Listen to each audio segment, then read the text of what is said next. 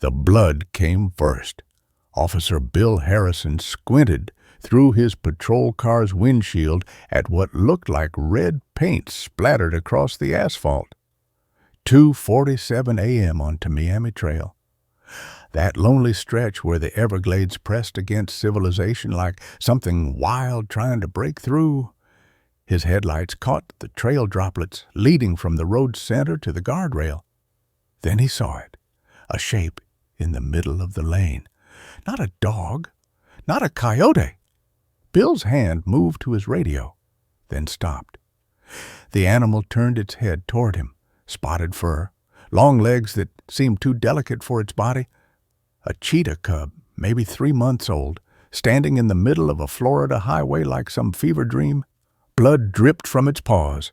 Bill had seen dumped animals before, pythons, monitors, even a tiger once. The exotic pet trade treated South Florida like a disposal site. But they were always dead or dying. This cub stood perfectly still, staring at him with eyes that held something Bill hadn't seen in an animal before. Intention. He stepped out slowly.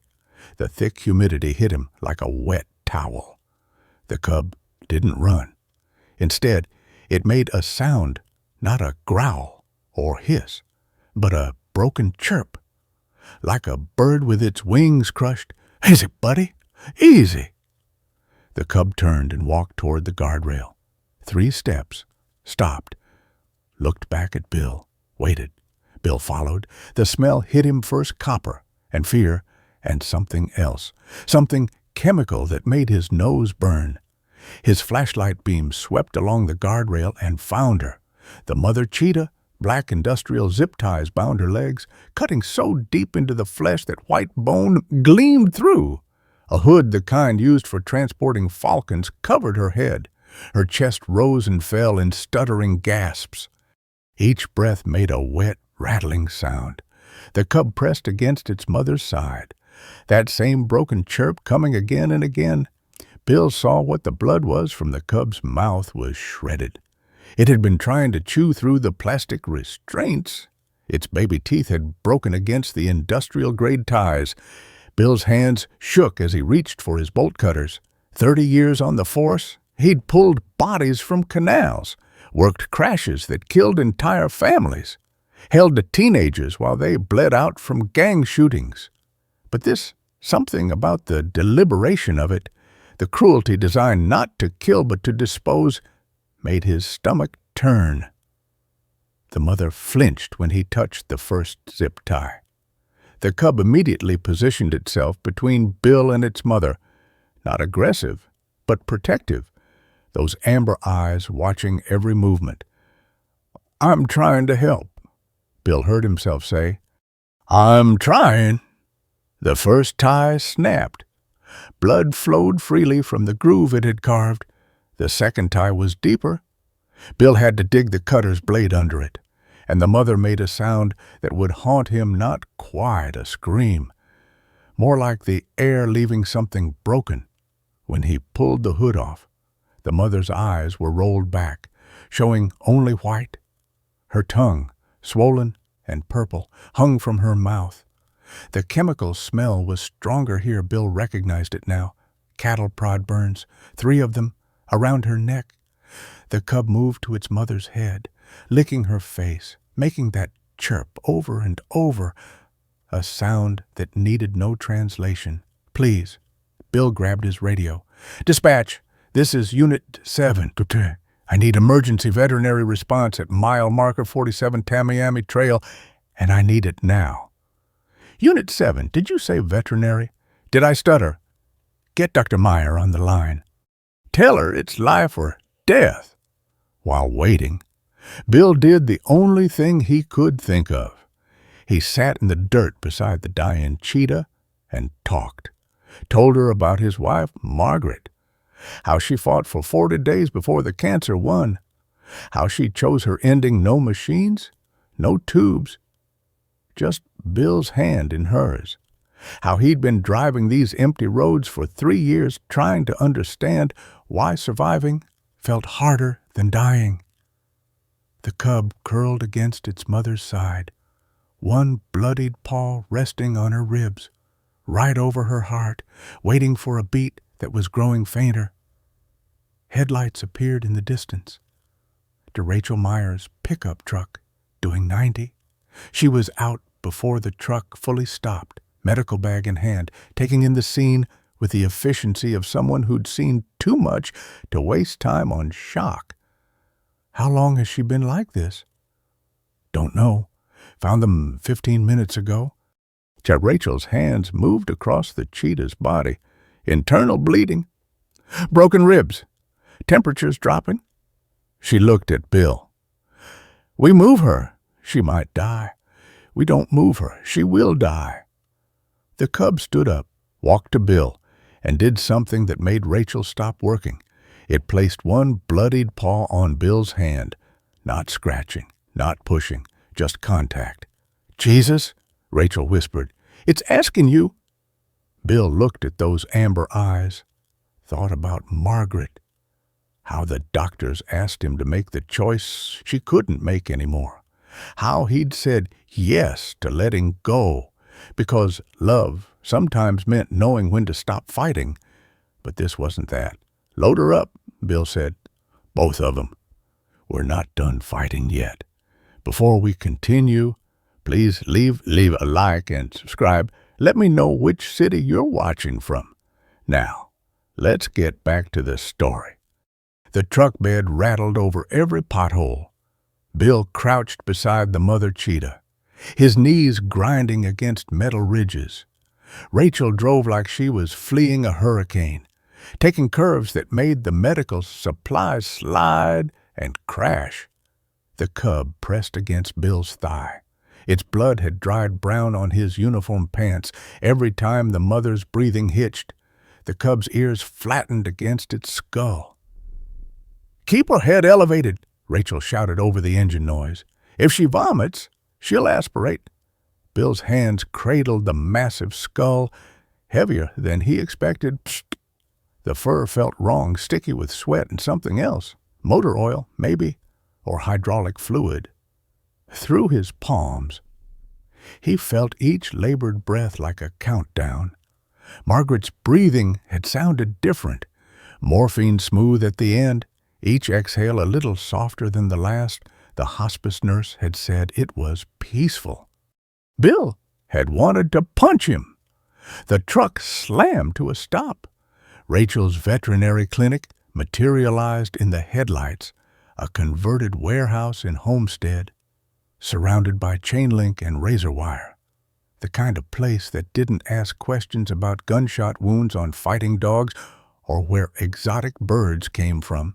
Bill lifted the mother, 120 pounds of dying muscle. His lower back screamed 3 herniated discs from a pursuit crash in '09. The cub followed, leaving perfect bloody paw prints on the concrete. Inside, fluorescent lights turned everything harsh white. Rachel was already scrubbing in at a steel sink that belonged in a human hospital. Table, now! Bill laid the cheetah down. Her head lolled sideways. The cub immediately jumped up, curling into the space between its mother's front legs. Get it off, Rachel said, pulling on surgical gloves. No. Rachel looked at him, really looked. Bill saw himself reflected in her eyes, uniform, soaked with blood and sweat. 3 days stubble, the hollow look of someone running on empty. Bill, I need sterile field. The cub stays. Rachel opened her mouth, closed it, nodded. She worked in silence except for the metallic clink of instruments. Bill watched her hands steady, precise, no wasted movement. She had pianist fingers, Margaret would have said. Margaret noticed hands. The wall clock read 3 a.m. In 5 hours. Bill was supposed to testify at a trafficking trial. Marcus Webb's lawyer had already filed 2 motions to exclude evidence. Webb. The name surfaced in Bill's mind like a bubble of swamp gas. Last month, Webb's warehouse, empty cages, fresh blood on concrete, but no animals, no evidence, Rachel's hands stopped moving. "Bill!" Her voice had changed. "Look at this." She held up something small, metallic, a microchip, slick with blood.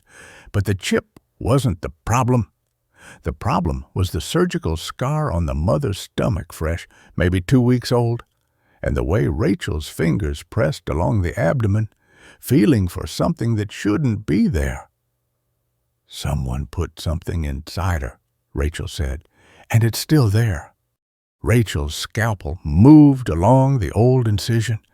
Yellow pus wept from the reopened wound. The smell rotting meat mixed with infection filled the small surgery room. Bill's throat constricted. The cub lifted its head, nostrils flaring. "Forceps!" Bill handed them over. His hands looked wrong under the surgical lights. Too large, too scarred. A fighter's hands, Margaret had called them, tracing each knuckle the night before her first chemo. Rachel reached inside the cheetah's abdomen. Her face tightened. She pulled out a package wrapped in surgical plastic, about the size of a softball. Blood and tissue clung to its surface. "Don't touch it," she said. Through the clouded plastic, Bill saw white powder.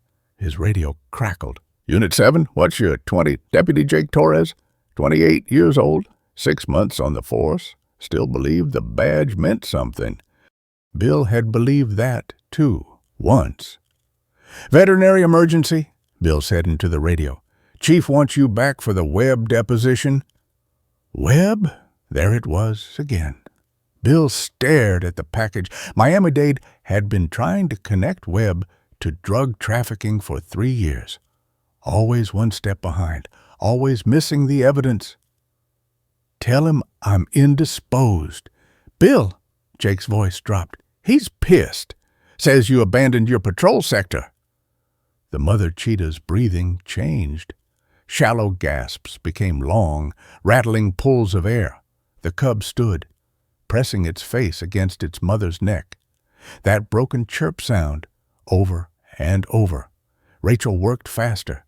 More packages came out. 3, 4, 5. Each wrapped in the same surgical plastic, sutured inside a living cargo container. The cheetah had been cut open, filled with drugs, sewn shut. When the drugs were removed at their destination, the animal would be disposed of. "Jesus Christ," Rachel whispered. The 5th package had ruptured. White powder mixed with blood, creating pink paste that clung to Rachel's gloves. Fentanyl, probably, or pure cocaine, enough to kill everyone in the room if they breathed wrong. Bill grabbed his phone, started recording. The packages, the surgical scars, the cheetah's labored breathing, evidence, real evidence. The mother's body convulsed. Once, twice. "No, no, no!" Rachel grabbed a syringe, drew clear liquid from a vial. "Hold her." Bill pressed down on the cheetah's shoulders. Muscles spasmed under his hands. The cub backed against the wall, eyes wide. Rachel injected the syringe directly into the jugular. The convulsion stopped. The breathing steadied, barely. "That bought us maybe 20 minutes, Rachel said. "The drugs they've been leaking into her system. Liver's failing. Kidneys are shot." The door slammed open. Jake Torres stood there, hand on his weapon. His eyes took in the scene, Bill covered in blood, Rachel holding surgical tools, packages of drugs on the steel table. "What the fuck?"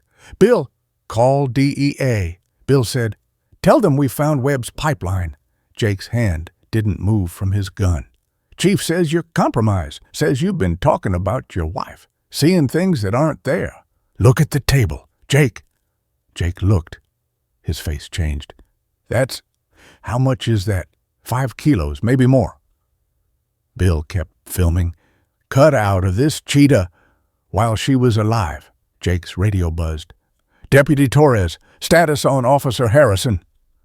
Jake stared at the dying cheetah, at the cub pressed against the wall, at Bill's blood-soaked uniform. His thumb hovered over the talk button. "Jake!" Bill's voice came out raw. You got a choice here. Make the right one. Deputy Torres, respond. Jake pressed the button. Officer Harrison is securing evidence in a federal trafficking case, requesting backup and DEA notification. The radio exploded. Chief Daniels' voice, sharp with rage. Torres, you're relieved. Harrison, you're suspended. Should both of you report? Oh, immediately. Jake turned off the radio. Rachel hadn't stopped working. She sutured the cheetah's abdomen with precise stitches, even though they all knew it was pointless. The cub crept forward, one paw at a time, until it reached its mother. It climbed onto the table, curled against her side. Bill. Rachel's voice was steady. Too steady. There's something else. She held up the microchip she'd extracted earlier, under the blood. Bill saw etching, not a serial number, an address, Webb's warehouse, the one they'd raided last month. The empty one. He's using the same facility, Bill said. Jake pulled out his phone. I know a guy at DEA owes me a favor. They won't move without probable cause, Bill said.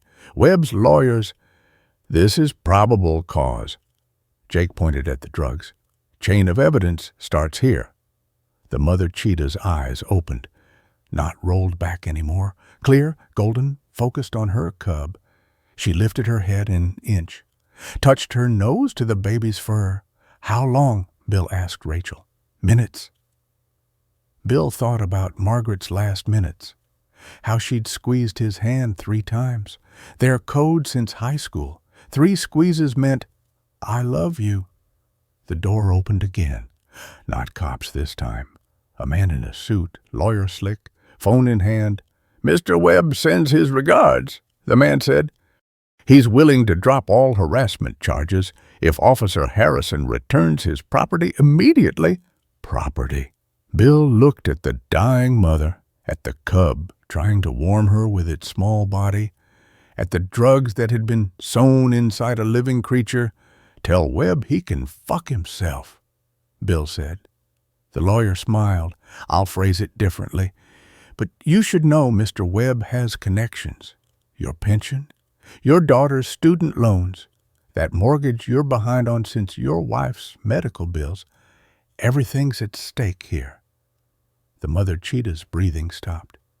The silence stretched. No breathing, no heartbeat under Bill's palm. The cub hope. Bill's mind, supplied without permission, pushed its nose against its mother's still chest. Once, twice. Then a sound came from its throat that Bill had never heard from any animal. Not a chirp or cry, a keening that vibrated through the steel table. Get it out! Rachel's hands moved to the mother's chest. Now! Bill pulled Hope away. The cub's claws raked his forearms, drawing fresh blood over dried 20 pounds of desperate muscle twisted in his grip. Rachel's palms pressed down, compressed, released, compressed. The wet crack of ribs breaking under pressure. Jake backed against the wall, face gray. The lawyer hadn't moved, phone still recording. Come on. Rachel's compression rhythm never wavered.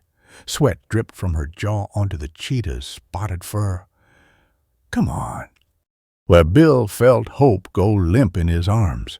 Not surrender, recognition. The cub's eyes stayed fixed on its mother's face. A gap, weak, rattling, but real.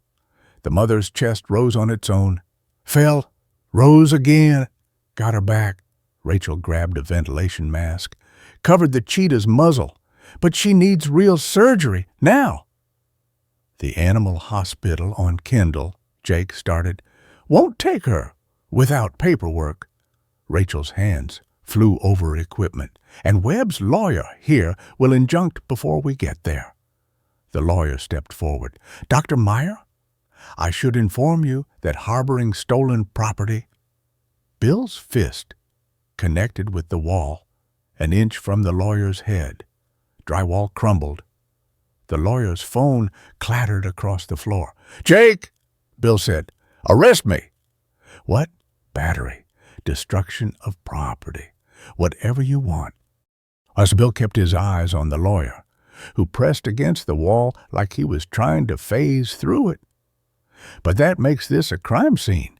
These animals become evidence. Can't return evidence to a civilian during an active investigation. Jake's face cycled through confusion, understanding, decision. He unclipped his cuffs. William Harrison, you're under arrest for assault and battery. You can't, the lawyer started. I can. Jake's voice had changed, no longer the rookie trying to impress. Bill, you have the right to remain silent. Bill turned around, hands behind his back. The cuffs clicked shut.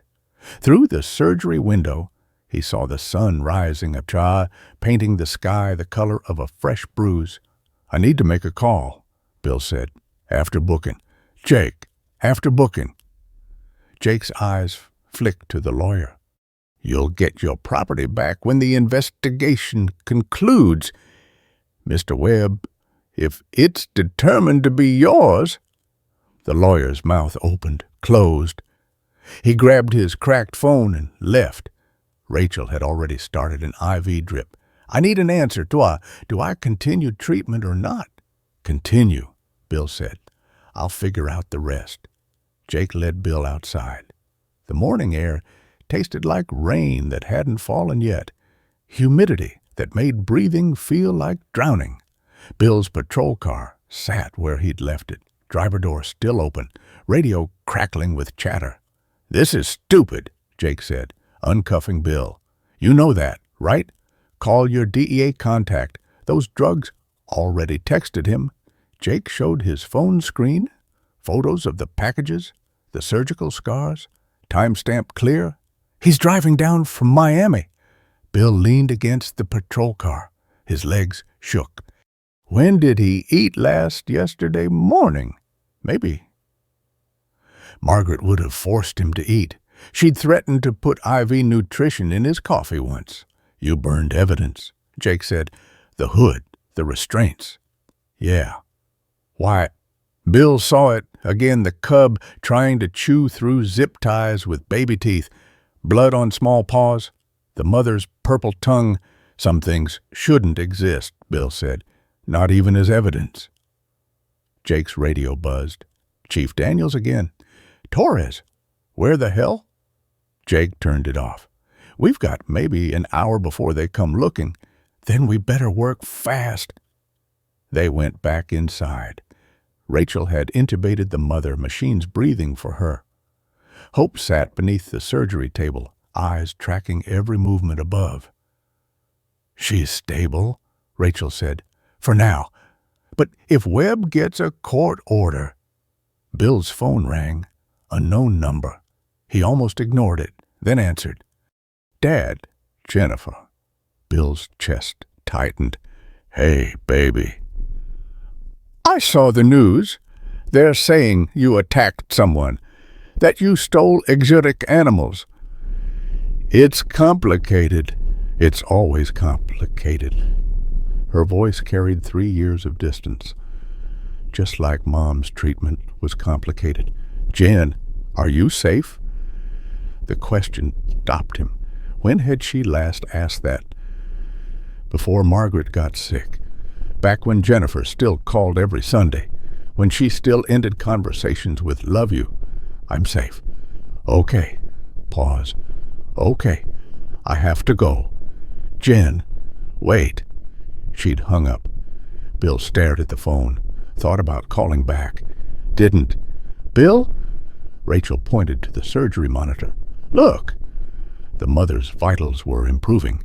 Heart rate stabilizing. Oxygen levels rising. She's fighting, Rachel said.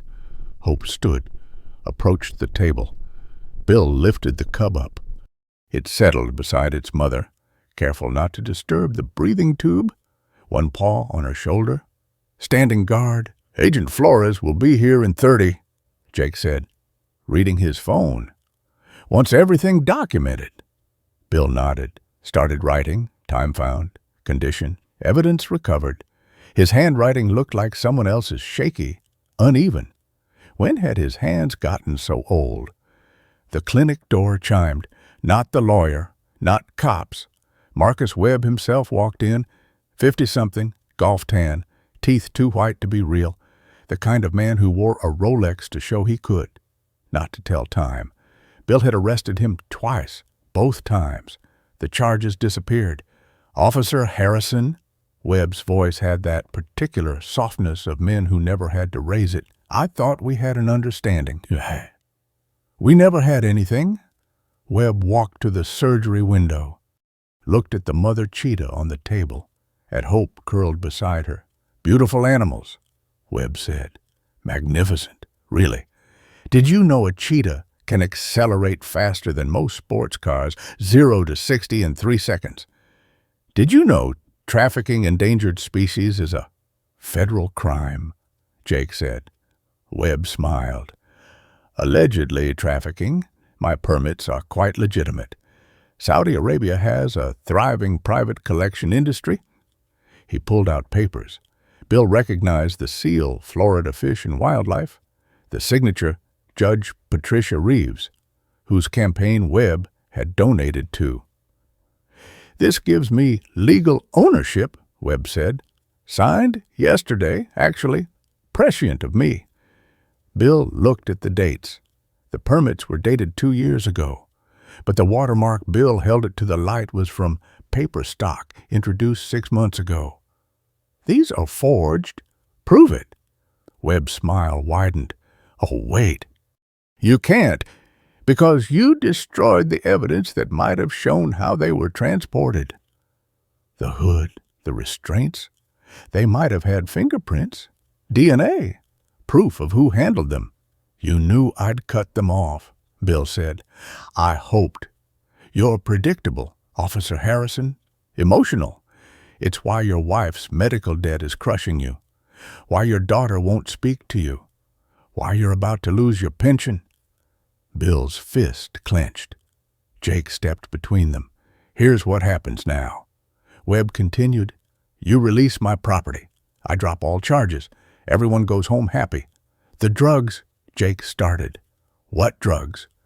Webb gestured to the empty surgical tray where the packages had been. I don't see any drugs. Bill turned. The packages were gone. The surgical plastic, everything. Rachel stood by the bio-waste disposal, hands empty. Incinerated, she said. Medical waste protocol. Webb's face darkened. You stupid! But I kept samples. Rachel held up a vial, white powder mixed with blood, chain of custody intact, witnessed by 2 officers. Webb went very still. That's inadmissible, taken without warrant. From a dying animal during emergency surgery, Rachel said. Florida Statute 828.12. I'm required to preserve any evidence of animal cruelty discovered during treatment. Bill watched Webb's jaw work. The man's phone buzzed. He looked at it, and his color drained. What? Bill asked. Webb showed him the screen. A news alert. Day raids Miami warehouse in a tech animal trafficking case. His warehouse. The one from the microchip. You called them before you came here, Bill said. Webb's phone rang. He answered, listened, hung up. His hands shook slightly. My lawyers will handle this, Webb said. But you should know I have friends, the kind who don't forget. He left. Through the window school, Bill watched Webb's Mercedes speed away, taking the corner too fast, tires squealing. He's running, Jake said. Let him. Bill touched the glass window, watching Hope guard its sedated mother. We got what we needed. Rachel checked the mother's vitals again. She's going to make it. But Bill Webb's right about those permits. A judge might rule in his favor. Bill thought about Margaret's last fight. How the insurance company ruled her treatment experimental. How they lost the house, paying for it anyway. How following the rules had gotten them nothing but debt and grief. Then we make sure no judge sees them, Bill said. Jake stared at him. I'm talking about 30 years of watching guys like Webb walk. Bill turned from the window. I'm done watching. His phone buzzed. Jennifer again, but not calling. A text. Dad. I looked up Marcus Webb. Be careful. Then another. I'm flying down tomorrow. Then one more. We need to talk about Mom. The cub's teeth scraped against Bill's palm. Not biting. Taking the chunk of raw chicken. Careful not to break skin. 4th day since the surgery. 4th day Bill had driven here instead of home. She ate 2 pounds this morning, Rachel said from the doorway. Dark circles under her eyes matched his own. The mother, nothing. Zara. That's what Bill had started calling her in his head. Stupid to name them. Made it harder when if Webb's lawyers won. The mother lay in the recovery cage. Breathing tube removed, but IV still in. Her eyes tracked movement, but her body stayed motionless. The surgical site had been reopened twice, internal bleeding. Rachel couldn't locate the first time. Hope finished the chicken, licked Bill's palm. Clean? The scratches on Bill's forearms from that first night had scabbed over. The cub touched each scab with its nose, like checking they were healing right. DEA wants you to testify, Jake said, entering with 2 coffees. Agent Flores says Webb's warehouse had 12 more animals, all carrying. How many survived? Jake's silence was answer enough. Bill's phone buzzed. Jennifer's flight had landed. He'd offered to pick her up. She'd rented a car. Your daughter? Rachel asked. Yeah. When did you last see her? Bill calculated. Margaret's funeral, 3 years. 2 months? Rachel opened Zara's cage, checked the surgical site. The mother didn't react, even when Rachel pressed on tender spots. She's given up, Rachel said. Happens sometimes. The trauma. The drugs, they just stop fighting. Hope made that broken chirp sound. Walked to its mother's cage, pressed against the bars. Zara's eyes moved to her cub, but nothing else. Let it in, Bill said. The surgical site, let it in. Rachel unlatched the cage. Hope climbed in carefully, settled against its mother's side, started grooming her face with slow, deliberate licks. Zara's breathing changed deeper, steadier. Bill's phone rang. Chief Daniels. You're officially suspended, Daniels said. No pay. Webb filed a civil suit. Says you destroyed evidence, assaulted his attorney. The DEA found drugs. Yes, but no direct connection to Webb. His lawyers say someone must have broken into his warehouse, used it without his knowledge. That's bullshit. That's reasonable doubt. Daniel's voice softened. Bill, take the deal. Webb drops charges. You retire. Full pension. And the cheetahs return to their rightful owner. Bill hung up. Jake set down his coffee hard enough to slosh. We need more. I know where to look, Bill said. Webb's yacht, the apex predator. He'd seen it docked at Dinner Key Marina. If he was moving animals, that's federal water. Need probable cause, warrant, or an anonymous tip about suspicious activity. Jake shook his head. You're already suspended. If you get caught, then I don't get caught. Rachel emerged from checking Zara. Blood on her gloves. The sutures tore. She needs another surgery. Will she survive it? Maybe. 30% chance. Bill watched Hope trying to warm its dying mother. Thought about Margaret in the hospital bed, machines keeping her alive when her body had already quit. Do it, he said. Rachel prepped for surgery. Bill helped move Zara to the operating table. The mother weighed less than before, muscle wasting from days without eating. Hope followed. Tried to climb onto the table. I'll hold it, Bill said. He sat in the corner, Hope in his lap. The cub's heart hammered against his palm. Through the observation window, they watched Rachel work. Cut, suction, suture. The monitors beeped steadily. Until they didn't. Flatline, Rachel started compressions, the same rhythm from 4 nights ago. Bill felt Hope go rigid, then start trembling.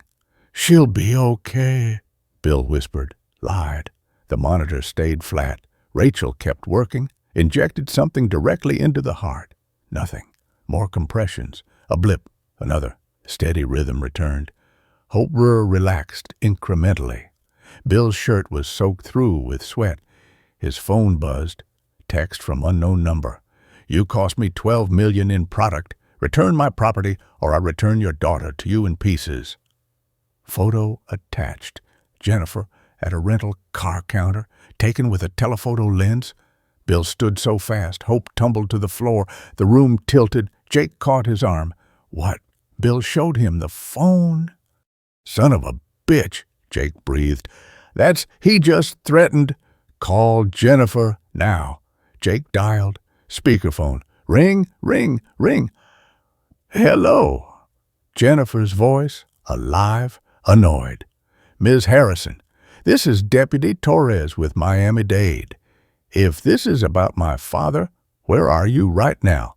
"Parking at the Marriott downtown." "Why? Stay there. Lock your doors." "What? We're sending a unit." "What's happening?" Bill took the phone. "Jen, listen to me. The man I'm investigating, he's dangerous." "Dad, what did you do?" "I did my job." Pause. "Since when has your job involved stolen cheetahs?" "They're not stolen. They're evidence." "Evidence?" Her laugh had no humor. "Just like Mom's pills were evidence when you counted them every night. Made sure she hadn't hidden any." Wasn't it you couldn't save her, so you controlled her?" Bill's chest felt crushed. "She asked me to. Said she didn't trust herself near the end. She asked you to let her go. You wouldn't." "I couldn't." Silence. Then, "The police unit's here." "I'm safe." She hung up. Bill slumped against the wall. Jake took the threatening. It forwarded it to Agent Flores. "This changes things," Jake said. "Threatening a federal witness's family." "I'm not a federal witness. I'm a suspended cop who destroyed evidence through the window." Rachel finished surgery. Zara's chest rose and fell mechanically with the ventilator. "She made it," Rachel said, "coming out. But, Bill, I can't keep doing this. The surgeries alone have cost me $8,000. I don't have Webb's money." "I'll pay." "With what?" Bill pulled out his wallet. Credit card Margaret's life insurance hadn't quite covered. Maxed. Another card. Nearly there. His debit card, checking account with $300 until pension deposit. If there was a pension deposit. "I'll figure it out," he said.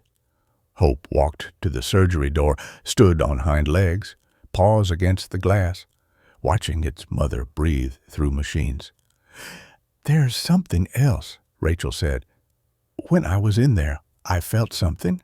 She's pregnant, maybe 3 weeks." Bill stared at the unconscious cheetah. "With the cubs. Survive?" "If she does. If she starts eating. If Webb doesn't get her back." Too many ifs. Bill's whole life had become ifs. If Margaret's insurance had covered experimental treatment, if he'd retired before her diagnosis, spent those last years traveling like she'd wanted, if Jennifer could forgive him for choosing hope over mercy. "I need to make a call," Bill said, outside. The afternoon heat rose from the asphalt in waves. Bill dialed a number he hadn't used in 2 years. "Harbor Division." "Mike Garrett. Still work there." "Who's asking?" "Bill Harrison." Pause. "Bill, Jesus. Heard you went sideways on some animal thing." "Something like that." "Mike there." "Hold on." Mike Garrett came on. 25 years of friendship ended when Bill arrested Mike's nephew for dealing. The kid was guilty. Mike knew it. Didn't matter. "What do you want?" "Bill." "Webb's yacht, the apex predator. I need to know when it moves." That's federal. I know what it is. Will you help or not? Long pause. Why? He threatened Jennifer. Jen, little Jen, who used to come to barbecues. Not so little anymore. Mike sighed. It's scheduled to leave port tomorrow night. Maintenance run to Bimini. What time? Midnight. Thanks, Mike. Bill, be smart. Whatever you're thinking, don't... Bill hung up. Walked back inside, where Hope still watched its mother through glass. I need a boat, Bill told Jake. You're not serious. He's moving something tomorrow night. If I can prove it, you'll let citizens arrest him in international water. I'll get evidence, real evidence. Rachel emerged from washing up. You're talking about boarding his yacht. Yeah, that's piracy. That's justice. She studied him. I had a son, David, would be 28 now. Bill waited to... Drunk driver killed him. Man had 3 priors. Good lawyer. Got probation. Rachel's hands trembled slightly. I spent 2 years wanting revenge. Then I realized something. David loved animals. Wanted to be a vet like Mom. So I save what I can. It's not revenge. It's memorial. She walked to Hope, picked up the cub. It didn't resist. Just kept watching its mother. Webb owns judges, Rachel said. Owns cops, but he doesn't own everything. What are you saying? I have a boat, small, fast, confiscated from a client who couldn't pay. I was going to sell it. Jake stood. You're both insane. This is... His phone rang. Agent Flores. Yeah? Jake's face changed. When you're sure. He hung up.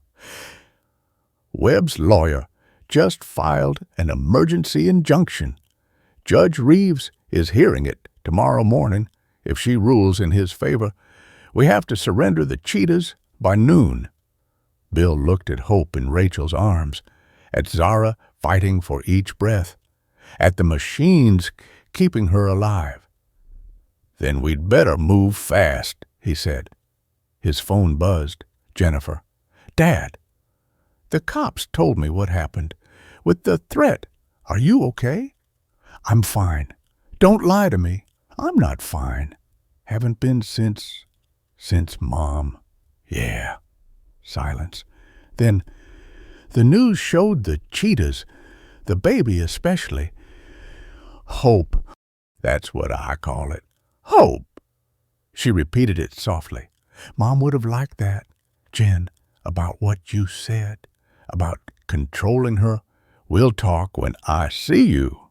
Tomorrow. Tonight might be better. Why? What's happening tonight? Bill watched Rachel teaching Hope to take medicine hidden in meat. The cub learning, adapting, surviving. I'm going to finish something, he said.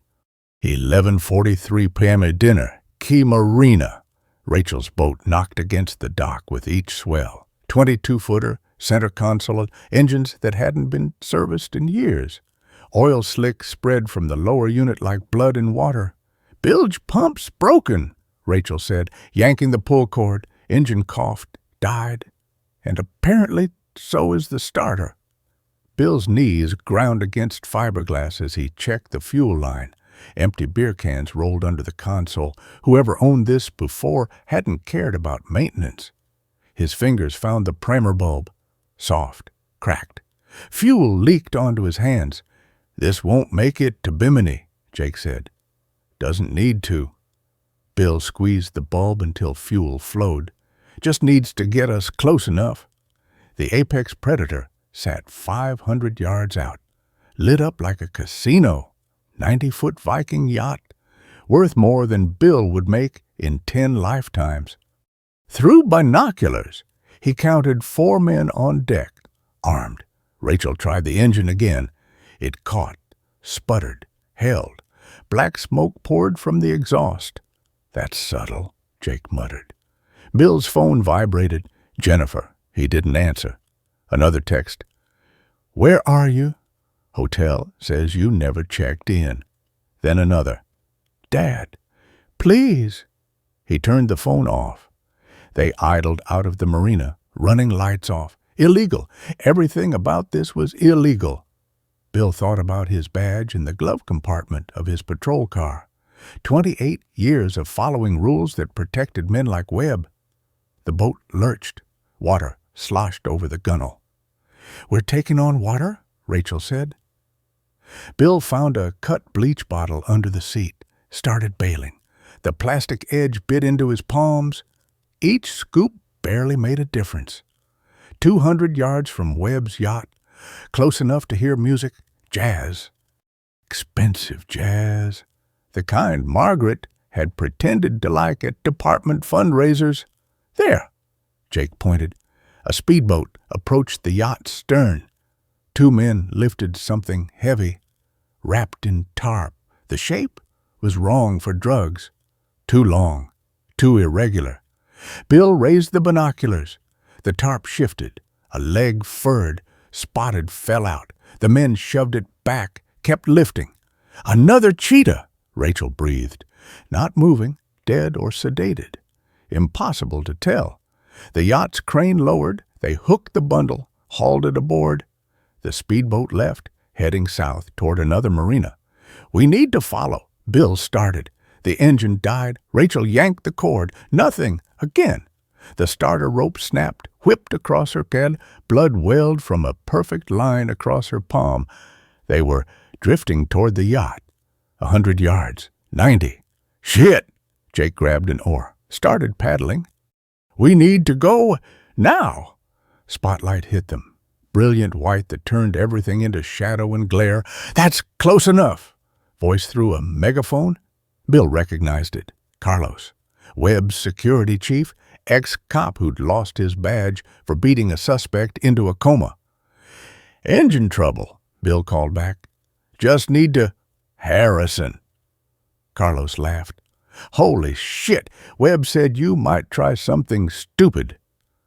3 more men appeared on the yacht's deck, all armed, AR-15s from the silhouettes. "Turn around," Carlos said. "While you still can." Bill kept bailing. Water was ankle deep now. "Can't. Engine's dead." "Not my problem. You've got a dead cheetah on board. That is your problem." Silence. Then Webb himself appeared at the rail. Even at this distance, Bill could see his smile. "Officer Harrison, or should I say former officer, I heard about your suspension. Oh, it's temporary." "No, it's not." Webb held up papers. "Judge Reeves signed the injunction an hour ago. Emergency hearing. You didn't show. So she ruled in my favor. The cheetahs are mine. And you're done." Bill's chest tightened. An hour ago, while he was prepping this stupid boat, Webb was in court. "Oh, and your daughter," Webb continued. "Jennifer, right? Pretty girl. Shame she got mixed up in this." "You touch her." "I don't need to touch her. Her student loans just got sold to a collection agency I own. Her credit cards, too. Amazing what debt can do to a person. Your wife found that out, didn't she?" Bill dropped the bailer. His hand found his service weapon. No, he'd turned that in. His hand found nothing. Water reached his shins. The boat listed to starboard. "We're sinking," Rachel said quietly. "Yes, you are," Webb called, metaphorically and literally. Coast Guard response time from here. 20 minutes. Water temperature tonight, 72 degrees. Hypothermia sets in around minute 15. But don't worry, the sharks usually get you first. Carlos chambered a round in his rifle. The sound carried across the water. Or I could just say you tried to board us. Pirates, self-defense. Jake pulled out his phone, started recording. Federal witness. "This is being live-streamed." He held up the phone. The screen was black. Dead battery or water damage. Didn't matter. "Nice try," Carlos said. The boat lurched. Water poured over the set. Rachel grabbed the radio waterlogged. Useless. Swim for it, Bill told them. In open water, at night. Rachel's hand still bled, leaving red ribbons in the water, flooding the deck. Blood in the water. Bill looked back at the marina. 500 yards now. Current, pulling them out. Looked at the yacht. Carlos had his rifle shouldered, aimed, his phone turned off, but not dead was waterproof. Margaret had bought him the case. Said he was always dropping things. He turned it on underwater. The screen glowed. 3 bars. He typed, Jen, Webb's yacht, armed men. If something happens... The boat rolled.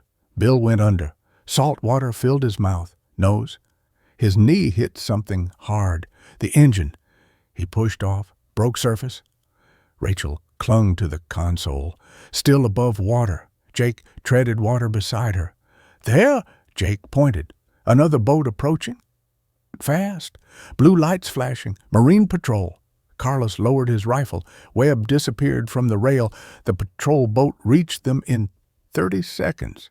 2 officers hauled them aboard. Bill recognized neither young, probably just out of academy. What the hell are you doing out here? The younger one asked. Following a lead, Bill said. That yacht, they just loaded a dead cheetah. The officers exchanged glances. Sir, you're suspended.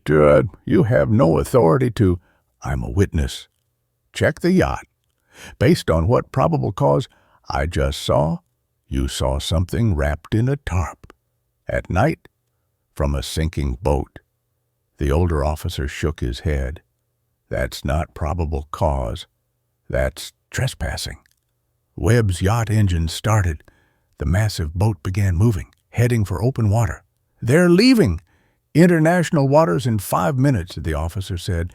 Nothing we can do. Bill watched the yacht's lights shrink. In the distance, sirens. Getting closer. That's for you, but the younger officer said. Mr. Webb called in a complaint. Harassment. Attempted piracy? 3 patrol cars waited at the dock. Chief Daniels stood beside them, face carved from stone. Bill Harrison, he said. You're under arrest. The cuffs were cold, tighter than necessary. Bill's wrists still wet from the salt water, skin already chafing. Chief, shut up. Just shut up. They put him in the back of the patrol car, through the window. He saw Rachel arguing with an officer, Jake on his phone, probably calling Agent Flores.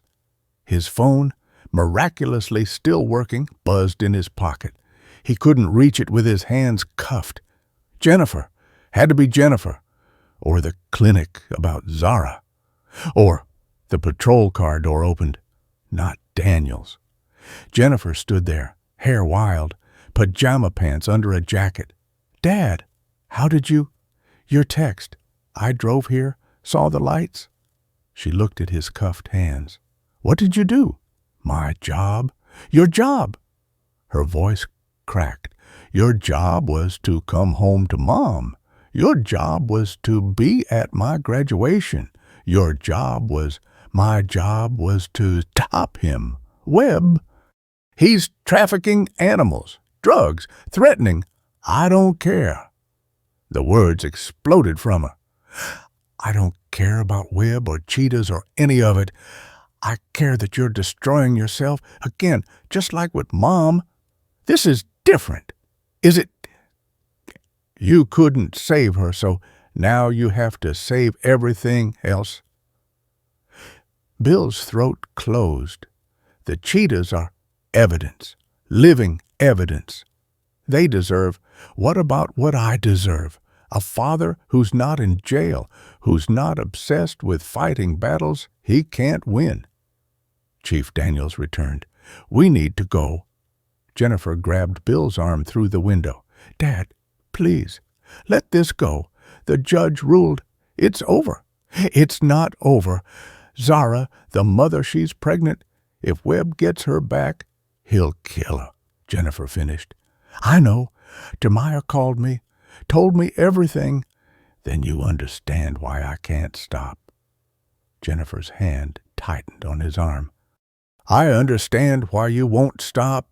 There's a difference. Daniel started the engine. Jennifer stepped back. Jen, I'll call a lawyer, a real one, not whoever the union sends. She looked older suddenly, older than her 35 years. But Dad, this is it. The last time. I can't keep watching you self-destruct. The patrol car pulled away. Bill twisted to watch Jennifer through the rear window. She stood in the parking lot, arms wrapped around herself, looking exactly like Margaret had the night Bill missed their anniversary for a drug bust. His phone buzzed again. Still couldn't reach it. Daniels glanced in the mirror. Your daughter's right. You know that. Webb is guilty. Everyone knows Webb is guilty. But knowing and proving are different things, so we just let him win. We follow the law. The law's broken. Oh, Daniels pulled into the station. Maybe, but breaking yourself won't fix it. Inside, they processed him. Fingerprints, photos. The holding cell smelled like vomit and industrial disinfectant. Bill sat on the metal bench, finally able to check his phone. Not Jennifer. Rachel. Zara's crashing. Need you here. Now. Then another. She won't make it without seeing Hope. Then Bill. She's dying. The holding cell toilet had backed up. Brown water crept across the concrete floor toward Bill's feet. He pulled his knees to his chest on the metal bench. 4 hours since arrest. No lawyer, no bail hearing until morning. His phone, one call remaining, showed 17 missed messages from Rachel. The drunk in the opposite cell vomited, splash of liquid hitting concrete, the smell mixed with sewage, disinfectant, sweat. Harrison. Deputy at the door, not Jake. Visitor. Jennifer stood outside the bars. She'd changed clothes jeans, one of Margaret's old University of Miami sweatshirts. Bill recognized the coffee stain on the sleeve. Your lawyer's coming. She said, should be here by 8. The cheetahs need... Dr. Meyer called again. Jennifer's voice was flat. The mother went into cardiac arrest twice. She's on life support. Bill's hands gripped the bench edge. Metal cold against his palms. Hope the cub is with her, Jennifer continued. Won't leave her side. Won't eat. I need to get there. You need to stay here, away from Webb, away from those animals.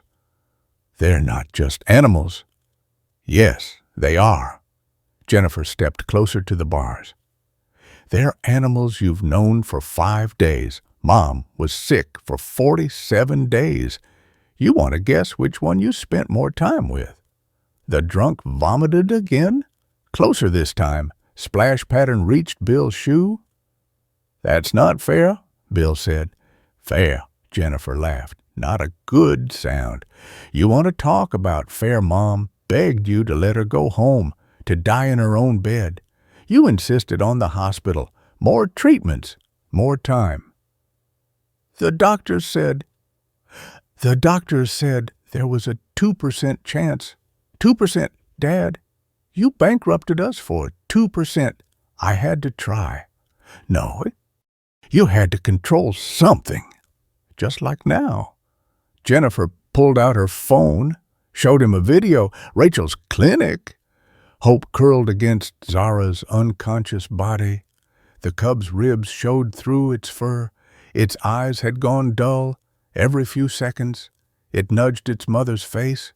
No response. It's dying, Jennifer said, because you had to be a hero, had to fight the system, had to win. I'm trying to save them. From what? From Webb. He's a bastard. But those animals were surviving before you found them. They were drug mules, cut open, sewn shut, and now one's dying and the other's starving. Jennifer put the phone away. Mom didn't want more chemo. Did you know that she told me, said the pain was too much, but you convinced her. One more round, one more chance. Bill's stomach twisted. Margaret's last round. The one that destroyed her kidneys. That made her final weak agony instead of peace. She agreed because she loved you, because she saw how desperate you were. So she suffered for you. The drunk shuffled to the bars, started pissing through them. Stream of ammonia, stinking urine spreading across the floor. The deputy banged his baton on the bars. Back up. Jennifer didn't flinch. Webb's lawyer came to the hotel. Bill stood. What? Offered a deal. You plead guilty to harassment, takes 6 months probation. He drops all civil suits, returns your pension, even pays the cheetah's medical bills. What's the catch? You never contact him again, Shah. Never mention the trafficking. Sign an NDA. No. Dad, he's moving drugs inside living animals, killing them when he's done. And you've stopped exactly 0 of those shipments? Jennifer's hands gripped the bars. Her mother's hands, long fingers, steady even when shaking. But you have destroyed your career, your pension, and nearly got yourself shot. If I take his deal, he wins. He already won. The judge gave him the cheetahs. Coast Guard didn't search his yacht. DEA found nothing connecting him to the drugs. She let go of the bars. You lost, Dad. Just like with Mom, sometimes we lose. Bill's phone buzzed. Rachel, he didn't check it. Go to the clinic, he said. Help Rachel. I'm going to the hotel to sleep, like a normal person who isn't obsessed with a fight they can't win. She left. Bill watched her go, noticed she walked like Margaret Slight, favor to the left hip, old injury from college volleyball. His phone buzzed again. This time he looked, photo from Rachel. Zara on the operating table, again. Blood pooled beneath her, too much blood. Uterus ruptured, lost the cubs. Trying to stop bleeding? Cubs, plural. How many lives was Webb responsible for? Then another text. Hope won't leave her. Had to sedate it too. The drunk finally passed out in his own vomit. Bill pressed against the far wall, trying to escape the smell. His wet clothes had dried stiff with salt. Skin itched where the salt crystallized. Another message. Not Rachel. Unknown number. Your daughter's a smart girl. Pretty, too. Shame if something happened. Photo attached. Jennifer in the hotel parking lot. Taken an hour ago. Red laser dot on her back. Sniper's sight. Bill hammered on the bars. Guard, guard. The deputy strolled over. What? I need to make a call. Emergency. You had your call. My daughter's in danger? Take it up with your lawyer. Bill showed him the photo. The deputy squinted. Could be Photoshop. Could be anything. He walked away. Bill called Jennifer. Straight to voicemail. Called again. Same. Text. From the unknown number, take the deal, or tomorrow's photo won't be a warning. Another text. Rachel. Zara's stable but critical. Had to remove uterus. If she survives, she'll never have cubs again. Bill slumped on the bench. The sewage had reached his side of the cell, brown water seeping through his shoes. He lifted his feet, balanced them on the bench's edge. Margaret's last night. How she'd gripped his hand when the pain hit. How she'd whispered, I'm scared, and he'd lied. Said everything would be okay. How her grip loosened as the morphine kicked in. How he'd held on anyway. For 6 more hours, until her fingers were cold. Another message from Rachel. Hope just woke up. Won't stop crying. That sound they make, it's like it does. Bill closed his eyes. Saw the cub trying to chew through zip ties. Blood on baby teeth, the way it had placed its paw on his hand. Asking for something Bill couldn't give. Text from Jennifer. Lawyer says take the deal. I agree. This isn't worth dying for. But she was wrong. It wasn't about worth. It was about witness. About refusing to look away. About his phone rang. Mike from Harbor Division. Bill. You need to hear this. Webb's yacht Coast Guard just found it. And empty, abandoned, drifting 40 miles offshore. Bill sat up. What do you mean, empty? No crew, no Webb, no cargo, nothing. Like everyone just vanished. That's impossible. There's more. Blood on the deck, a lot of it. And Bill, it's not human. 7 a.m. The interrogation room smelled like burnt coffee and mildew. Bill's wrists showed purple bruises where the cuffs had been. Across the table, Agent Diana Flores spread photos like tarot cards. Webb's yacht, deck awash in blood, darker than human blood should be. Claw marks raked across teak wood. 5 parallel gouges. Too wide for a dog, too deep for anything that should have been on a boat. Cheetah, Bill said. The one they loaded wasn't dead. That's our assumption. Flores tapped another photo. Severed finger on white deck. Wedding ring still attached. That's Carlos Mendez, Webb's security chief. Just the finger. Just the finger. Flores pulled out more photos. These are from the engine room. Surgical equipment scattered across the floor. Scalpels, sutures, plastic packages torn open, white powder mixing with blood to form pink paste on the walls. They were operating on it, Flores said. At sea, something went wrong. The door opened. Jennifer entered with a woman Bill didn't recognize, mid-40s. Expensive suit that actually fit. The kind of lawyer who charged more per hour than Bill made in a week. Sarah Coleman admitted it, the woman said, not offering her hand. Your daughter retained me. I can't afford. I'm handling it, Jennifer said. She looked like she hadn't slept. Margaret's sweatshirt replaced with a wrinkled button-down. Coleman sat. My client won't be answering any questions without, I want to help. Bill interrupted. Coleman's jaw tightened. As your attorney, I'm done being careful. Flores slid over a tablet. This is security footage from Dinner Key Marina, 2 hours before you attempted to intercept Webb's yacht. Grainy video. A woman getting out of a Honda Civic. Shoulder-length brown hair, nervous movements. She walked toward Webb's yacht, carrying a briefcase. Linda Thompson, Flores said. Webb's bookkeeper. Recognize her. Bill shook his head. She never made it aboard. Flores swiped to the next video. This is 20 minutes later. Linda Thompson running back to her car. No briefcase. Her white blouse splattered with something dark. She drove straight to FBI Miami. Flores pulled out a file. Gave us these shipping manifests. Bill read them, each entry making his stomach tighter. Arabian artifact, fragile, 1 unit. Dated 3 weeks ago. Persian rug, climate-controlled, 2 units. 6 weeks ago. Mesopotamian pottery. Live transport required, 3 units. 2 months ago. Live transport for pottery, Bill said. That's what we thought. Flores flipped pages. These are veterinary records Thompson stole. 47 animals in 2 years, cheetahs, leopards, 1 tiger.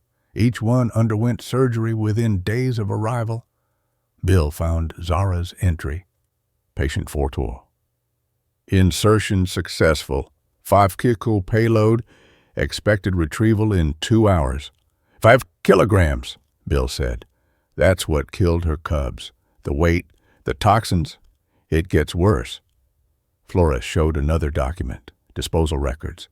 39 of the 47 animals died during or after retrieval. Webb listed them as hardware malfunction. Jennifer made a sound. Her hand covered her mouth. Where is Webb? Bill asked. We don't know. Flores pulled up Coast Guard photos. His yacht was found drifting. Blood everywhere, but no bodies. Life rafts still secured. Radio working, but unused. Someone took him. Or something killed them all and their bodies went overboard. Flores leaned forward. But here's what matters. Linda Thompson's testimony, combined with the evidence from the yacht, gives us probable cause. Judge Kimura signed the warrant an hour ago. Bill's chest loosened for the first time in days. Not Judge Reeves, not one of Webb's pocket judges. We're raiding his compound in Flores Check to Watch 40 minutes. Multiple agencies, DEA, FBI, Fish and Wildlife. I want to be there. Coleman started to object, but Jennifer spoke first. Dad, you're still under arrest.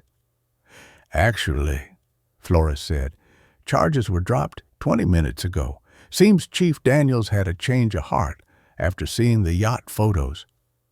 Bill stood, his knees popped, salt-stiffened clothes cracking. There's a condition, Flores continued. You're there as a witness only. No gun, no arrest authority. You observe and identify. That's it. Fine. Dad, Jennifer started. I need to see this through. Jennifer looked at him with Margaret's eyes, that particular shade of brown that could be warm or cold, depending on the light. Then I'm coming too, she said. No, I'm a veterinarian, Jennifer said. Bill stared. You're an accountant. I went back to school after Mom died. Just graduated in May. Was going to tell you at dinner, but... She shrugged. You never showed. The room shifted. Bill grabbed the table edge. You became a vet. Someone had to save something. The words had edges. I couldn't save Mom. You couldn't either. But maybe... Her phone rang. She answered, listened, handed it to Bill. Rachel's voice, exhausted. Zara made it through the night, barely. But Hope won't respond. I think it's giving up. We're about to raid Webb's compound, Bill said. There might be other animals. Bill, if Hope doesn't eat soon, it'll be too weak to recover. It needs something to live for. Bill thought about Margaret's last week, how she'd waited for Jennifer to fly in from Seattle, how she'd held on just long enough to say goodbye. Keep it alive, Bill said. We're ending this today. He handed the phone back. Jennifer was already moving toward the door. I need to change, she said. Can't raid a compound in Mom's sweatshirt. Jen, 40 minutes. You said... She looked at Flores. I'll meet you there. She left. Coleman gathered her papers. Your daughter's tough, the lawyer said. Her mother's daughter. No, Coleman said. She's both of you, stubborn and stupid in equal measure. The convoy formed up at a strip mall 2 miles from Webb's compound. Black SUVs, SWAT van, animal control trucks with specialized equipment. Bill rode with Flores, watching helicopters circle overhead.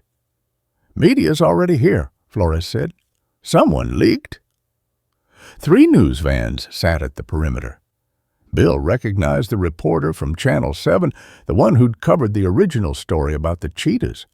Jake Torres walked over, tactical vest making him look like a child playing soldier. Bill, heard they dropped charges. Yeah, I requested this assignment, wanted to see it through. Jake adjusted his vest. You were right, about Webb, about all of it. Being right doesn't matter if 5 minutes out. Someone called. Jennifer's rental car pulled up. She wore jeans, boots, a Florida State veterinary shirt. She'd pulled her hair back exactly like Margaret used to before surgery. You can't be here, Bill said. Animal Control requested a vet. She pointed to Dr. Meyer, getting out of another car. Rachel brought me? Rachel walked over, medical bag in hand.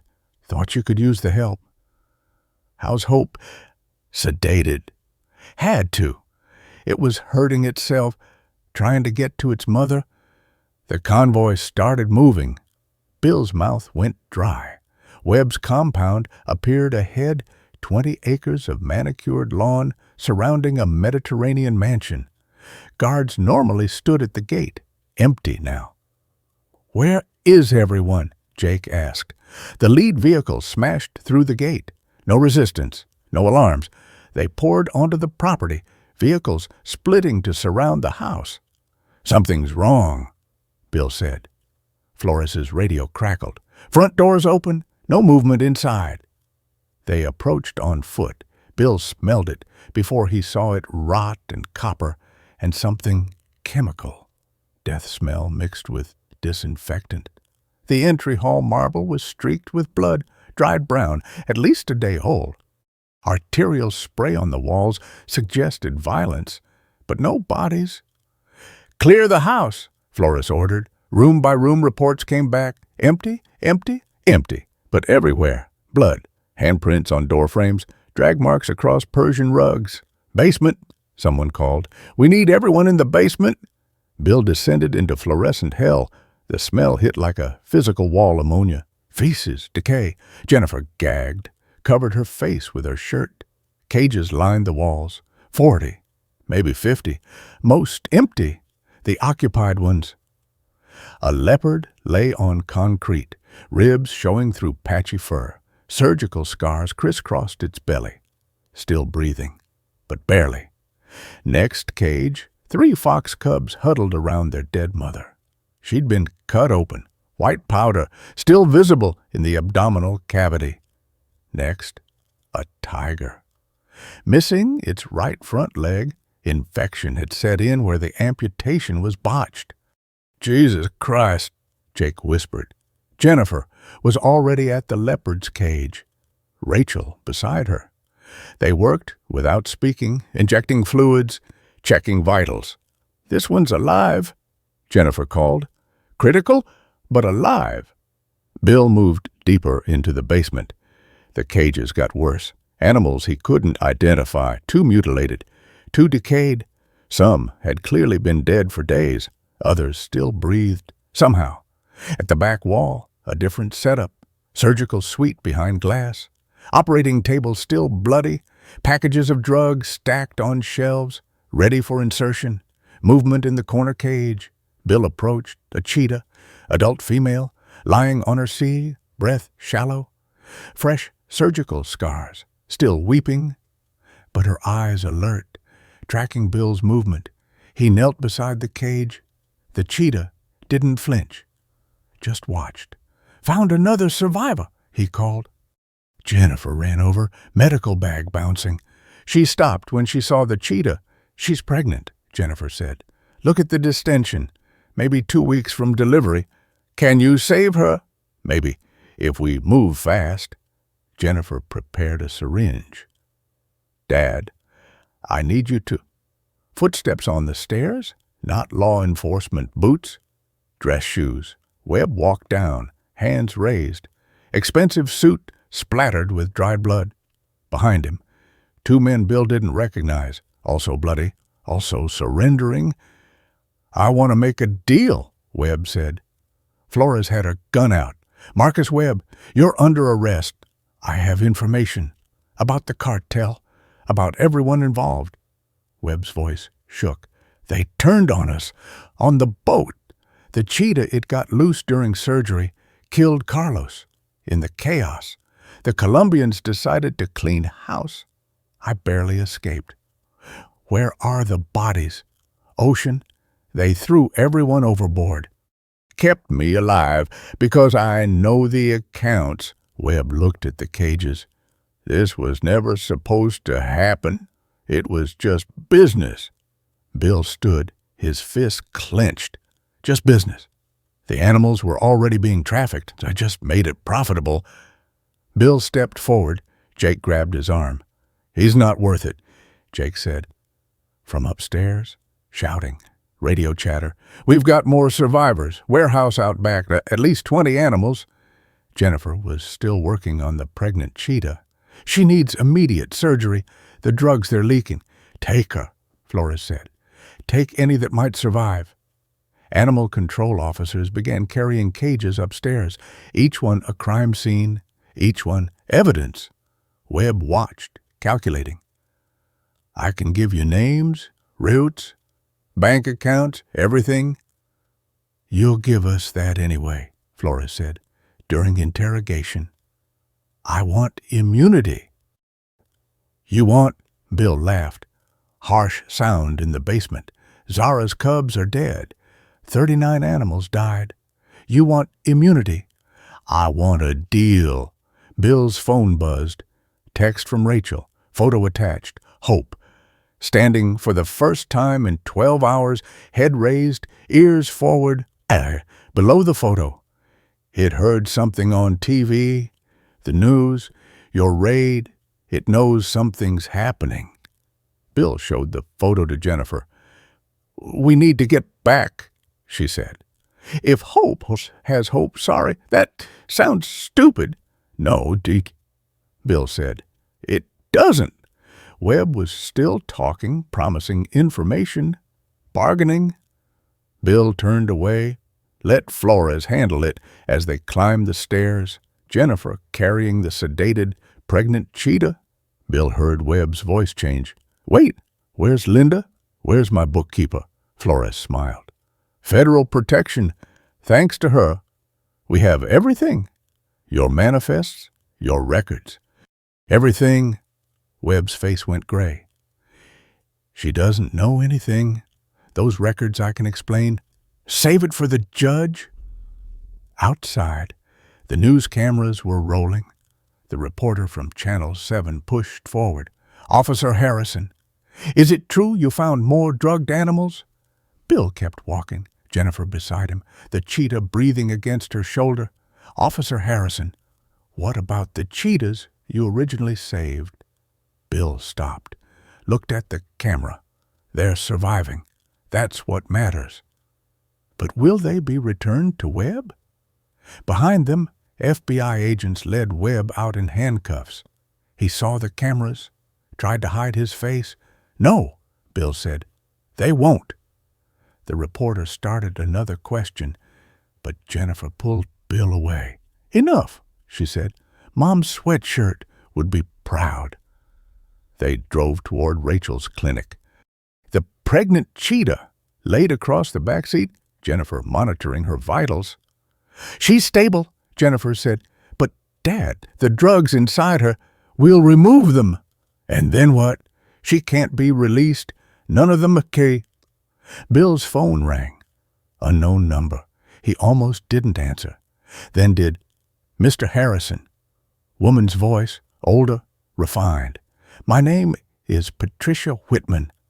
I run a wildlife sanctuary in Colorado. I saw the news. We have space for 12 animals, full medical care, no cost. Why? Because 40 years ago, someone saved me from men like Webb. Now I save what I can.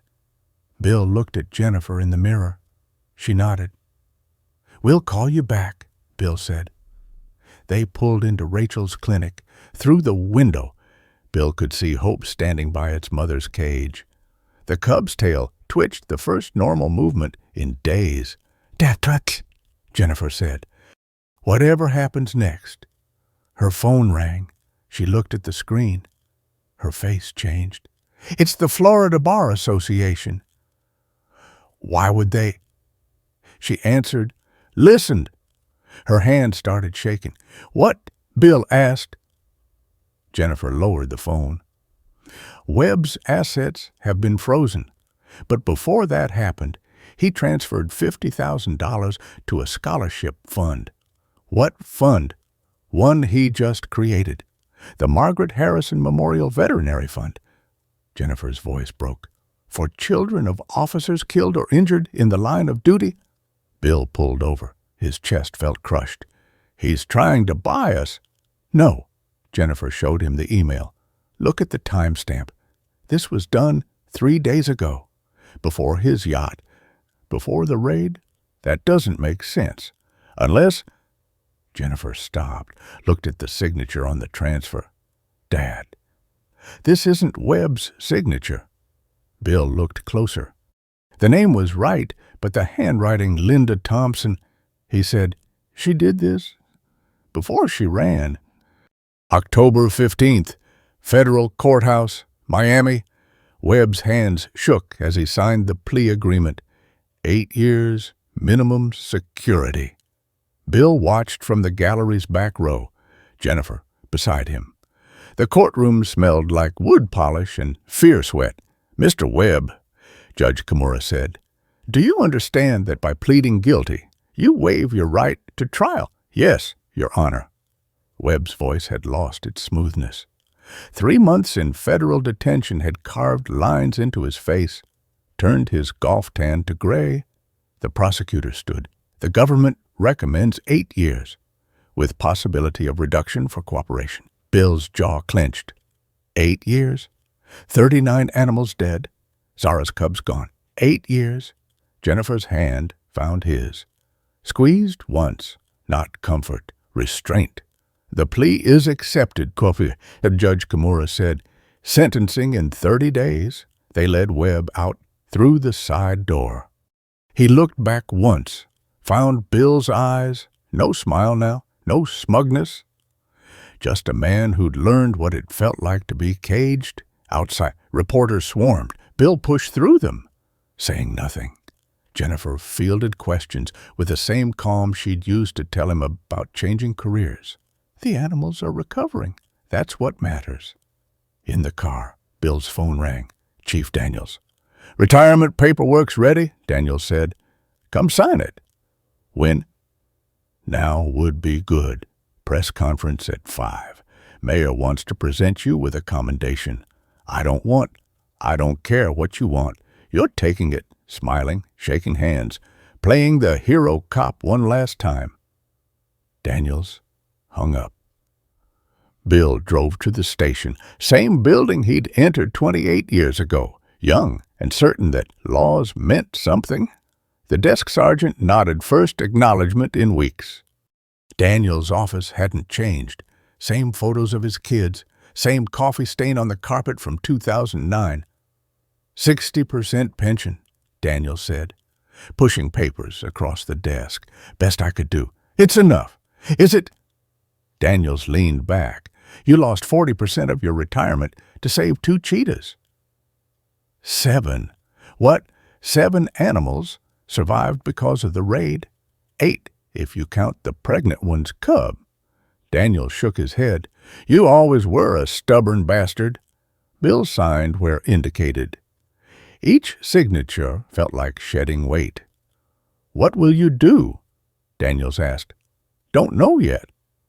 "That's a lie." Bill looked up. "Rachel Meyer called. Said you've been helping at a clinic every night. Said you're good with the scared ones." "Animals recognize trauma," Bill said. "They know when you understand." "That why you couldn't let it go?" "The cheetahs."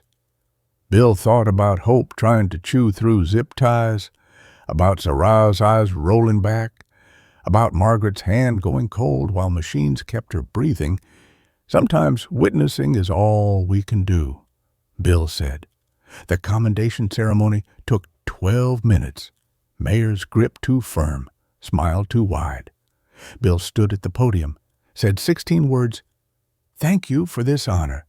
The real heroes are the animals who survived and those who didn't." He left before the reception. "Rachel's clinic, October 20th.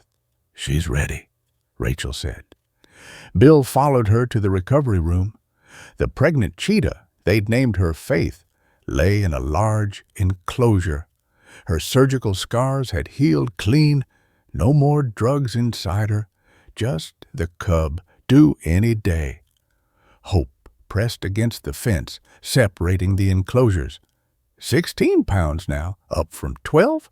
It chirped at Faith, who chirped back first vocalization she'd made since rescue. "They communicate," Rachel said. "Hope's teaching her it's safe here." Zara watched from her own enclosure, still thin, still favoring her left side where the surgeries had damaged muscle, but alive. Her eyes tracked Hope's movement with something. Bill recognized the particular attention of a mother who'd almost lost everything. "The sanctuary called," Rachel said. "They can take them next month. Colorado's cold." They have heated enclosures. 30 acres to roam. Bill nodded. Right decision. Still felt like loss. Jennifer entered carrying medical supplies. She'd been coming every day since the trial, working without pay. Faith's contracting, she said. Tonight, maybe tomorrow. She prepared the birthing area with practiced efficiency. Margaret would have been proud, would have loved seeing Jennifer find her path, even if it took grief to illuminate it. November 3rd, 3 a.m. Bill's phone woke him. Jennifer. It's happening! He drove through empty streets. The clinic's lights blazed. Inside, Jennifer and Rachel crouched by Faith's enclosure. The cheetah panted, sides heaving. Hope and Zara watched from their cages, both alert, both silent. There, Jennifer whispered. A wet sack emerged. Faith twisted, began licking. The membrane tore a tiny spotted form, no bigger than Bill's hand. Not moving, Jennifer reached in, cleared mucus from miniature nostrils, rubbed the small chest with a towel. Nothing. Faith nudged the cub, licking harder. Still nothing. Come on, Rachel breathed. Bill thought about the ultrasound showing Zara's dead cubs, about Webb's manifest listing hardware malfunction, about life treated as packaging. The cub gasped, tiny lungs inflating, a sound like a squeaky toy. Faith pulled it close, continued cleaning. The cub's eyes were sealed as shut, would be for days. But it moved, seeking warmth, seeking milk. Hope made a sound Bill had never heard soft, almost like purring. Zara answered with the same sound. Male, Jennifer said. Healthy, against all odds. They watched in silence as Faith nursed her son, the cub's tiny paws kneaded against her belly. Instinct older than memory. Bill's pension check would clear in 3 days, 60% of what he'd earned. Enough to survive, not enough to live. I've been thinking, he said. The sanctuary needs security. Rachel looked at him. Colorado's cold. So was Margaret's side of the bed. Jennifer stood, brushed off her knees. You're seriously considering moving? Nothing left here. I'm here. You're leaving. The sanctuary offered you a position. Jennifer's face flushed. How did you? Rachel told me. You should take it and leave you alone. I won't be alone. November 25th, Thanksgiving. Jennifer's rental house smelled like burnt turkey. She'd inherited Margaret's inability to cook poultry. Bill brought Chinese takeout as backup. They ate at a card table, boxes spread between them. Through Jennifer's laptop, video called to Colorado. The sanctuary director, Patricia Whitman, gave them a tour. Hope raced across frozen ground, breath steaming in mountain air. Zara followed slower, but steady. Faith carried her cub in her mouth, setting him down in sunny spots to warm. They're adjusting well, Patricia said. Hope especially. It's bonded with our older female, Sahara, learning to be a cheetah. Any problems? Jennifer asked. Zara won't eat if Bill doesn't call at feeding time. Just the sound of his voice. Doesn't matter what he says. Bill's throat tightened. Jennifer noticed. When do you start? Patricia asked Jennifer. January 2nd. Still packing. And Bill, the security position's yours if you want it. I'll be there December 15th, Bill said. After the call, they sat in silence. General Tso's chicken cooling between them. Mom would have liked this, Jennifer said. Us talking again? She would have liked a lot of things. Dad, hers. Jennifer stopped, started again. The night Mom died, you held her hand for 6 hours after birth. You remember that. I remember everything. How you counted her breaths. How you kept checking for a pulse even after the nurse confirmed. How you wouldn't let them take her until morning. I wasn't ready. Are you ready now? Bill thought about Hope learning to be wild, about Zara's scars healing, about Faith's cub opening his eyes for the first time yesterday. Getting there. December 15th. Bill's truck pulled through the sanctuary gates at dawn. Colorado mountains rose like walls, snow-capped and indifferent.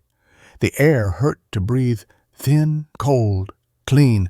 Patricia Whitman met him at the main building, 70-something, moved like someone who'd never stopped working. "Your cabin's ready," she said. "Heat works most of the time." She led him past enclosures, wolves, bears, 3 tigers from a shut-down roadside zoo, and there Hope stood at the fence, ears forward. That broken chirp sound, but different now, stronger. "It knows my truck," Bill said. "It knows you." Bill approached slowly. Hope pressed against the fence, rubbing its head where Bill's hand rested. Zara appeared from the shelter, moving easier now. Faith carried her cub, 3 times bigger than last month. "Your shift starts at sunset," Patricia said. "Drive the perimeter every 2 hours. Check the gates. Watch for predators, wild ones and human ones. Any problems with poachers?" "Not anymore. Word gets out that we prosecute." "That helps." She left him at the cabin. 1 room, bathroom, kitchenette, photo of Margaret on the nightstand.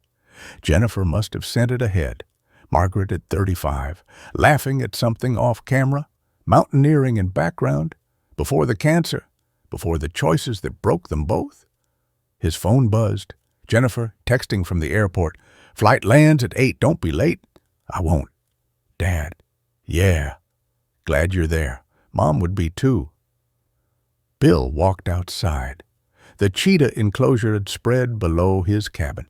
He could see Hope teaching Faith's cub to stalk, demonstrating the low crouch before the spring. Zara lay in a patch of sun, breathing steady and deep. First shift that night. Bill drove the sanctuary's old pickup along fence lines, checked locks, watched for eyes reflecting in the darkness. At midnight, he stopped at the cheetah enclosure.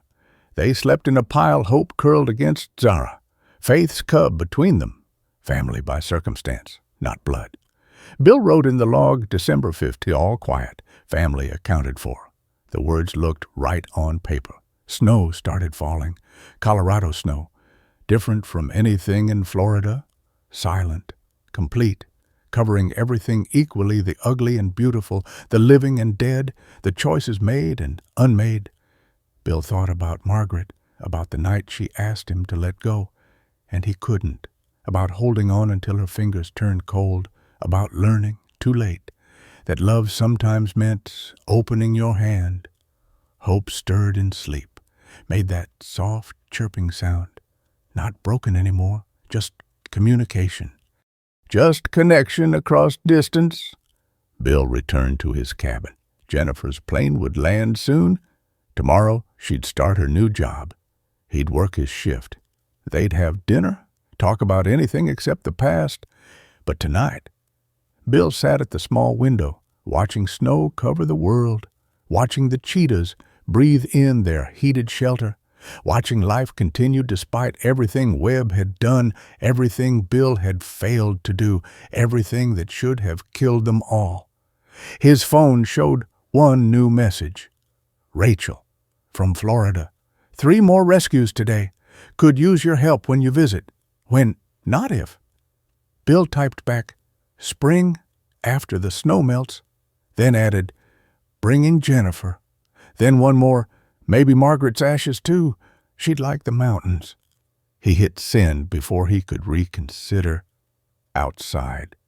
Hope lifted its head, looked directly at Bill's window. Distance made it impossible to see clearly, but Bill imagined those amber eyes finding his. The cheetah chirped once, that specific sound it made when recognizing him. Bill raised his hand to the glass, unnecessary gesture, invisible in the darkness. But Hope settled back down as if it had seen, as if it understood. The log entry needed updating. Bill added one line. Witness to survival. Still here. I need to tell you something. This story, these cheetahs, Bill, the choices it's about witnessing, not the legal kind, the human kind. When Margaret died, when Hope's mother was bound and hooded, when we see suffering and can't look away, that's what breaks us, and sometimes what remakes us. Bill couldn't save Margaret, so he saved what he could. Jennifer couldn't save her mother, so she became someone who saves. The cheetahs couldn't save themselves, so they trusted the strange species that had hurt them. We're all just trying to survive our wounds, to find family in unexpected places, to learn that letting go and holding on are sometimes the same thing. That's what I learned watching Bill watch those cheetahs through winter glass. That survival isn't about winning, it's about witness, about refusing to pretend the suffering isn't real, about choosing connection over control. This is a work inspired by a fictional story created solely for entertainment purposes. The story does not condone, encourage, or promote any form of violence or harmful behavior toward animals or humans. All characters and events are products of the author's imagination, and any resemblance to real people or events is purely coincidental. No animals were harmed in the creation of this narrative.